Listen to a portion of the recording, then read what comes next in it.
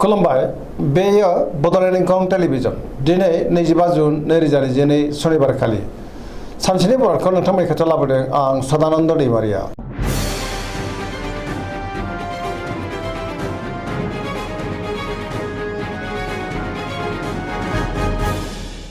सिगां फरायनो लादों मेष राशि गिबि हांखो अ ल।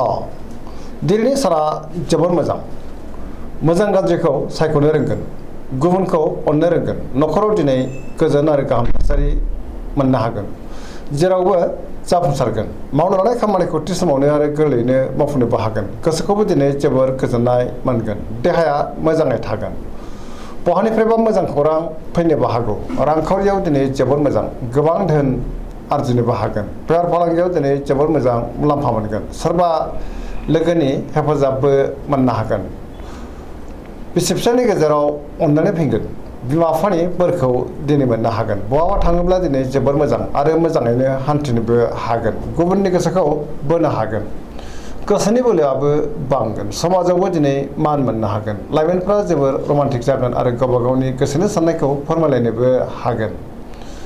फरायसाफ्रा दिनै फरायनायाव गोसो दुंखांगोन आरो मोजां फिथाइ मोनगोन, पजिटिभ एनार्जिनि गोहोमबो गोग्लैगोन, धोरोमारि बिथिङावबो दिनै गोसो दुंखांगोन।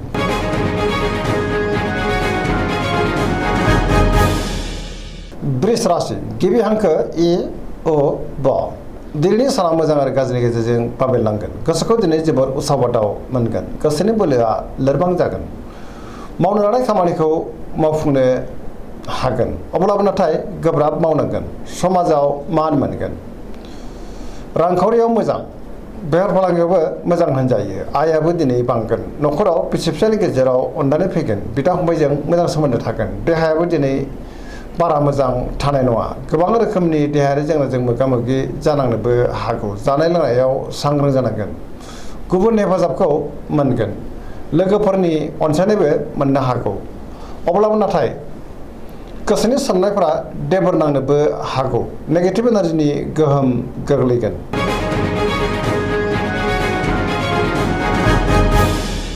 मिथुन राशि गिबि हांखो ख स। दिनैनि साना बारा मोजां नङा, गोसोआ गिलुं गिलुं जागोन, बयजोंबो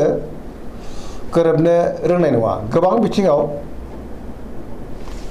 देबोर नांनो हागौ, गोसोखौ दिनै जोबोर उसुखुथु मोनगोन, गोसोआव गोग्गो आरो गोथों साननो रोंनाय नङा, देहाया दिनै मोजाङै थागोन, रांखावरियाव मोजां, बेफार फालांगियावबो मोजां, न'खरावबो अनलायनाय फैगोन, समाजावबो मान मोननो हागोन, गोसोनि बोलोआ नाथाय अब्लाबो लोरबां जानो हागौ, मावनो लानाय खामानिखौ मावफुंनो हागोन, सोरबा लोगोनिफ्राय हेफाजाब लानांगोन, गुबुनजों मोजां सोमोन्दो लाखिनो रोंगोन, नाथाय अब्लाबो नेगेटिभ एनार्जिनि गोहोम गोग्लैनो हागौ, सांग्रां जानाया गाहाम।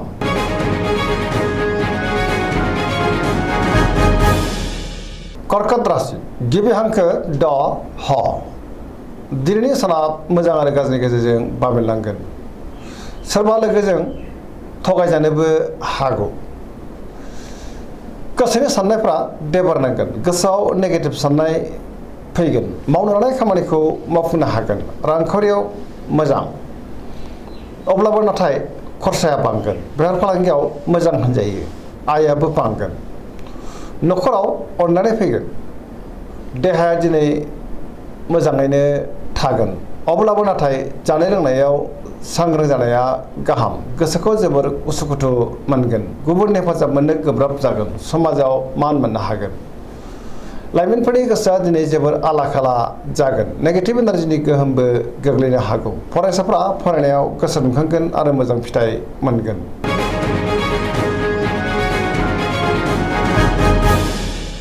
सिंह राशि गिबि हांखो म ट। दिनैनि साना मोजां आरो गाज्रिनि गेजेरजों बाबेनलांगोन, सोरनिबा अननायखौ मोनाबो जानो हागौ, गोसोखौ दिनै जोबोर उसुखुथु मोनगोन, समाजाव मान मोनगोन, गोसोआव गोनो गोथो साननाय फैगोन, मावनो लानाय खामानिखौ थि समावनो मावफुंनो हागोन, सोरबा लोगोनिफ्राय हेफाजाबखौबो मोननो हागोन,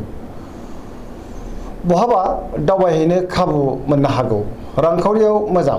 अब्लाबो नाथाय नाङा फाङा खरसायाबो बांगोन, मोननो गोनांखौ दिनै मोननोबो हागोन, बेफार फालांगियाव मोजां होनजायो, गोसोनि साननायखौ दिनै गुबुननो फोरमायनो हागोन न'खराव बिसि फिसायनि गेजेराव अनलायनाय फैगोन बिदा फंबायजों मोजां सोमोन्दो थागोन समाजावबो मान मोननो हागोन गुबुननि गोसोखौ बोनो हागोन देहाया मोजाङै थागोन अब्लाबो नाथाय जानाय लोंनायाव सांग्रां जानाया गाहाम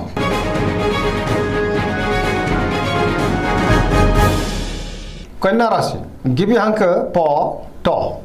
दिनैनि साना जोबोर मोजां मोननो लुबैनायखौ मोननो हागौ गोसोनि बोलोआबो बांगोन गोसोआव पजिटिभ साननायबो फैगोन गोथों आरो गोग्गो साननो रोंगोन गियाननि आंखाल जानाय नङा जायखि खामानि मावानो मोनफ्रोमबो खामानिखौनो दिनै मोजाङैनो मावफुंलांनो हागोन रांखावरियाव जोबोर मोजां अब्लाबो नाथाय खरसायाबो बांगोन बेफार फालांगियाव जोबोर मोजां होनजायो देहाया दिनै मोजाङैनो थागोन गोबां मुंदांखा सुबुंजों लोगो मोनज्लायनोबो हागौ न'खरावबो अनलायनाय फैगोन सोरजोंबा बाख्नाय जानोबो हागौ गोसोखौ दिनै जोबोर गोजोननाय मोनगोन पजिटिभ एनार्जिनि गोहोम गोग्लैगोन गुबुननि थाखाय गोबां मोजां खामानि मावनानै होनोबो हागोन लाइमोनफोरा जोबोर रमान्टिक जागोन आरो गावबा गावनि गोसोनि साननायखौ फोरमायलायनोबो हागोन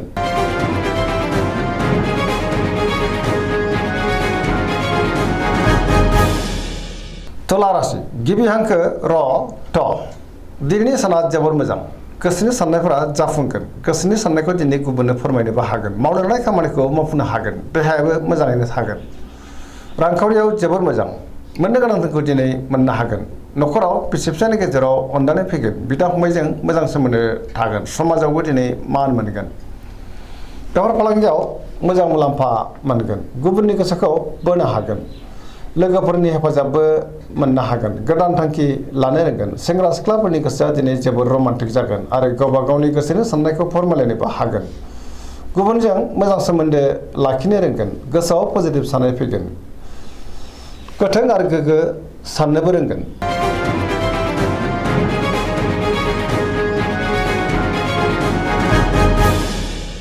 वृश्चिक राशि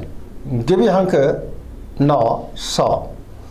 दिनैनि साना मोजां आरो गाज्रिनि गेजेरजों बाबेनलांगोन गोसोआव गुलुं गुजुं साननाय फैनो हागौ सोरजोंबा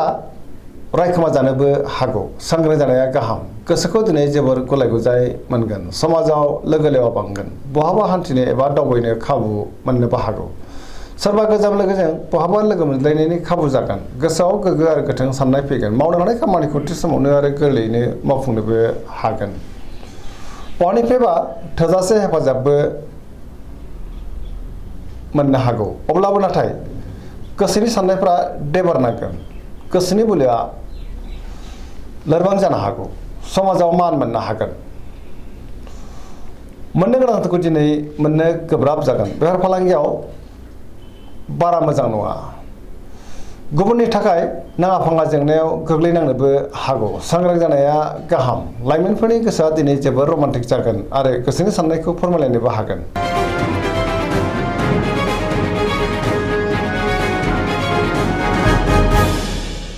धनु राशि गिबि हांखो ध फ भ दिनैनि साना जोबोर मोजां बयजोंबो अनजागोन आरो गावबो गुबुनखौ अननो रोंगोन मावनो लानाय खामानिखौ थि समावनो आरो गोरलैयैनो मावफुंनोबो हागोन गोसोनि साननायफ्राबो मोगथाङाव जाफुंगोन रांखावरियाव दिनै जोबोर मोजां आयाबो बांगोन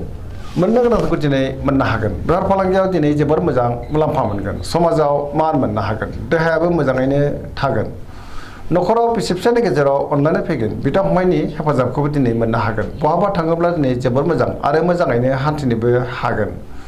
गुबुननि थाखाय गोबां मोजां खामानि मावनानै होनोबो हागोन बहानिफ्रायबा मोजां खौरां फैनोबो हागौ लाइमोनफोरनि गोसोआ दिनै जोबोर रमान्टिक जागोन आरो गावबा गावनि गोसोनि साननायफोरखौबो फोरमायलायनोबो हागोन पजिटिभ एनार्जिनि गोहोमबो गोग्लैगोन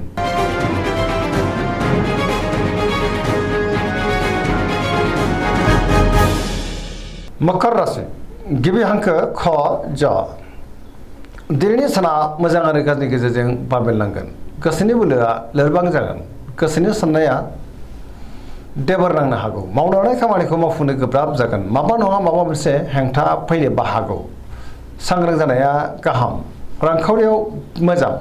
आयाबो बांगोन मोननो गोनांखौबो दिनै मोननो हागोन बेफार फालांगियाव मोजां होनजायो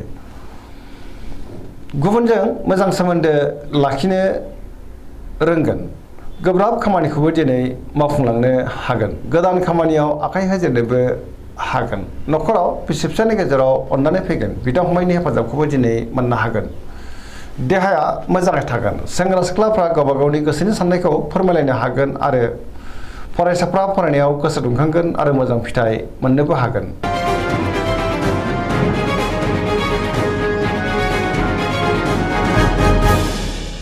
कुम्भ राशि गिबि हांखो ग स दिनैनि साना जोबोर मोजां बयजोंबो मोजां सोमोन्दो लाखिनो रोंगोन माबा नङा माबा मोनसे मोजां खौरां फैनोबो हागौ गोसोआव पजिटिभ साननाय फैगोन गोथों आरो गोग्गो साननो रोंगोन गियाननि आंखाल जानाय नङा गोसोखौ जोबोर गोजोननाय मोनगोन मावनो लानाय खामानिखौ थि समावनो आरो गोरलैयैनो मावफुंनोबो हागोन बहानिफ्रायबा मोजां खौरां फैनोबो हागौ समाजावबो दिनै मान मोनगोन गोबां मुंदांखा सुबुंजों लोगो मोनज्लायनो हागौ रांखावरियाव दिनै जोबोर मोजां बेफार फालांगियावबो जोबोर मोजां होनजायो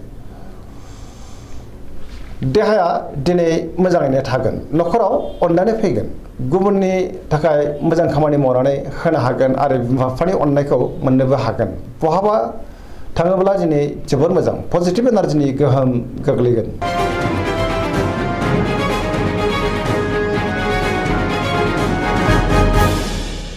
मीन राशि गिबि हांखो ड स दिनैनि साना जोबोर मोजां सुथुरखौ गोरलैयैनो फेजेननो हागोन सिगांनि बबेबा जेंनाफोरखौ दिनै सुस्रांलांनो हागोन गोसोखौ जोबोर गोजोननाय मोननानै गोसोआ दिनै जोबोर पजिटिभ साननाय फैगोन गोसोनि बोलोआबो बांगोन गावनि गोसोनि साननायखौ गुबुननो फोरमायनो हागोन देहायाबो मोजाङै थागोन अब्लाबो नाथाय जानाय लोंनायाव सांग्रां जानाया गाहाम रांखावरियाव दिनै जोबोर मोजां गोबां धोन आरजिनोबो हागोन आयाबो बांगोन बेफार फालांगियाव दिनै जोबोर मोजां मुलाम्फा मोननो हागोन न'खराव बिसि फिसायनि गेजेराव अननानै फैगोन सोरजोंबा बाख्नाय जानोबो हागौ लाइमोनफोरनि गोसोआ दिनै जोबोर रमान्टिक जागोन आरो गावबा गावनि गोसोनि साननायखौबो फोरमायलायनोबो हागोन पजिटिभ एनार्जिनि गोहोम गोग्लैगोन। दिनैनि राशि फरायनाया एसेनोसै जोबनायाव बेखौनो खावलायो जाहाथे नोंथांमोना सानफ्रामबो जोंनि बे बड'लेण्ड इंखं टेलिभिजनखौ नायबाय थायो आरो साबस्क्राइब खालामो लोगोसे लाइक खालामो आरो शेयार खालामो एसेनोसै गोजोन्थों।